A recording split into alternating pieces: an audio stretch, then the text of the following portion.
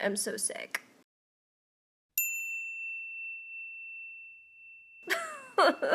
Hey guys, how are you doing? I am so under the weather right now, and I wasn't even going to do a video today, but I was like, no, I'm going to go live today. And I thought I would just take a couple of minutes to talk to you about Carry Optics Division, my thoughts on it, and USPSA Area 3 Championships as I sit in my living room with a blanket my mom made for my daughter so I feel better, and I'm trying to kick this thing. Being sick definitely affects your performances at matches, and I did not shoot a great match Area 3. I had really good points and I was able to focus the way I needed to for the match itself, but with as physical a match that Area 3 is, it was really hard to stick with it. And so what carried me through the entire thing was just my shooting ability, which was, one of things that I've been working a lot on this year.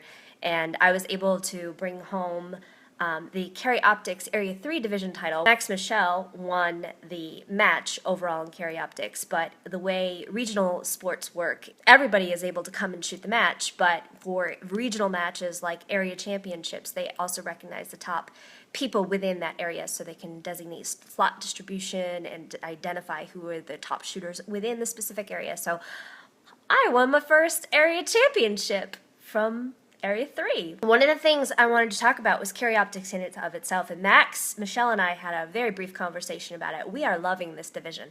And I know a lot of people are like, oh, another division in USPSA, and this is practical shooting, and it's one of the fastest, most fun shooting sports you can get involved in. Carry Optics is insanely fun. It's like you get to use a stock gun, but then put a dot on it, and it is so fast and so much fun. I can't even begin. Like, the first few days I started training with this, I came off the range and I was like telling my husband, I'm like, oh my God, I love this division. I love this division so much. It is so much fun. I can shoot so much faster. You don't realize how much you can shoot faster with a red dot until you actually put it on a gun that you normally shoot with iron sights. And the difference is incredible. And of course, I'm using a Trijicon RMR. I did use the 6.5 MOA dot at Area 3. I may switch up to the 3.25 because there were a lot of far targets and that ball was just a little big. But I'm going to play with it a little bit more once I get a little bit better and see how it goes. But I just mounted the Trijicon RMR to my M&P core and went out and played. And I think that Carry Optics, as I mentioned before, is a great gateway division for USPSA Open, and it's a really great way for people who struggle with eyesight issues to still have fun economically, and it is a riot. Big fan. One of the things that I find traveling to all these different matches that I travel to is that every single area has its own personality, and that's what I really, really love. It's like, you know how when you go on vacation, maybe one year you're going to go someplace cool and fly fish or something, go to Montana, and then the next year you might go to Florida and sit on the beach or whatever. That's the way it is when you travel to shoot various different matches. And so I just got back from Area 7, and Area 7 has a very classic kind of feel. They have a mix of little short speed shoots. They have simple courses of fire that are a lot of fun, and they have a good mix of small, medium, large. It's more of the classic style of USPSA IPSC shooting that I grew up with. You go to other areas, and they have their own identity. In Area 3, over the past few years, has really, really, really come out as the most physically demanding match, I think, in the U.S. You have a lot of run and gun in courses of fire. I think there were only 2 of the 14 stages that were under 32 rounds, I think, maybe 3, but big, big stages, high round counts, lots of open targets, really, really physically demanding stages. A lot of low ports, a lot of high ports, a lot of running, a lot of shooting on the move. And then they throw in, just for fun, some really, really, really hard shots. And so it's a very, very physically demanding match that a lot of people just absolutely love. And it is super, super fun. It's in Grand Island, Nebraska, and it's home at the Heartland Shooting Park. And that is an amazing facility if you've never been there. It's an awesome range.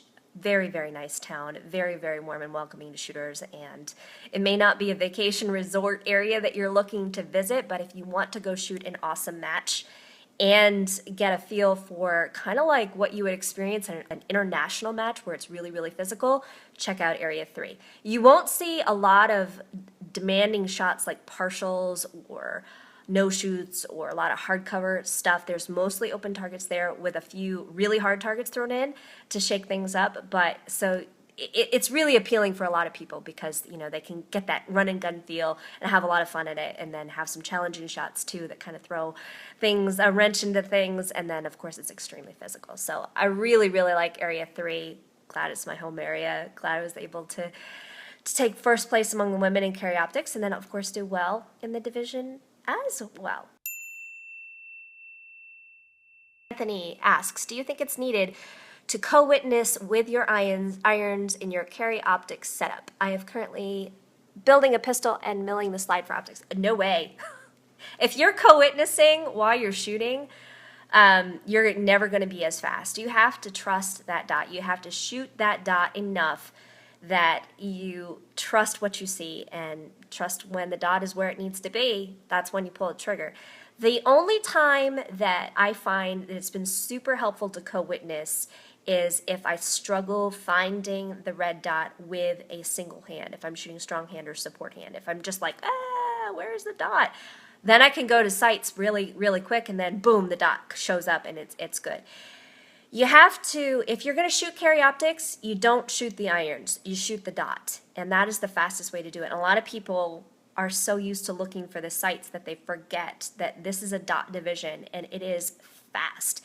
And what I particularly like about carry optics is the fact that you have to be accurate. And one of the reasons why, even though physically I was feeling like garbage at Area 3, one of the reasons why I did as well as I did was because I shot the A's. You have to shoot the A's. You cannot be sucked into the idea that lots of Charlies and Deltas will help you, because it can't. This is production. You have to have the A count. You are shooting minor. So you have to make sure you use the dot. Don't push too fast. Trust what you see. So hopefully that answers your question, Anthony. Ed says, I'm going through a learning curve with my new RMR right now. You know, slide-mounted optics do take some time to get used to. You have to, even though, you know, when you're shooting iron sights, you're used to seeing the rear sight come back and forth and seeing it recover. For some reason, with a slide-mounted optic, it's so much more drastic because it's so much bigger. And a lot of people are like, whoa, it's just flapping in front of my face. What's going on? But you just have to trust it. You know, really work on that good, strong grip, good recoil control, and as soon as you see that dot settle, that's when you're ready to pull the trigger again and trust what you see. It's all about trust. If you have trust issues, you may have some challenges. Barry asks, why 147 versus 115 or 124? Barry, I am a big fan of 147s because of the way they feel. I find that, one, the recoil impulse is more pogo stick-like feeling versus snappy, and I really, really like that in lighter guns like the M&P. I also find that 147 is extremely accurate out of polymer frame guns, which is what I shoot most of the time. And then also, I love that they're subsonic. And for me, I double up. I double plugs and muffs. And I find that I am very sensitive to noise, and recoil is related to that. So if a gun is really loud, then I have a tendency to anticipate the shot a little bit. So I find that shooting subsonic, nice and quiet, really helps a lot. Especially, like we had a stage at Area 3 where you shot from a helicopter. Holy freaking awesome, right? And it was really, really loud in there, and I can't even imagine shooting it with an open gun, but I was happy that I had my double hearing protection and shooting 147. So at the end of the day, probably the best decision is what shoots the best out of your gun most accurately and most reliably, and then after that, how it feels, and then also consider things like how it sounds. That can also come into play. So hopefully that answers your question. I know I need to do a video on some comparisons, but it's really hard. Like I was at Federal Premium earlier this year, and I was like, wouldn't it be cool if we had a device that could like show like recoil, like impulse, like measure it based on human holding ability. Wouldn't that be cool? I know, that's like so technical and beyond me. But it's an idea out there if you want to invent it. I'd love to see the results officially. I'm crazy, Mike says. Maybe, a little bit. Anyway, so that's what's going on. I'm going to sign off because I'm going to go take a nap. I'm going to make some chicken soup and take a nap and rest up so that I can hopefully be well enough to even go to the range in the gym tomorrow. And you guys have a great day. Thanks again for all the well wishes, and be safe and have fun.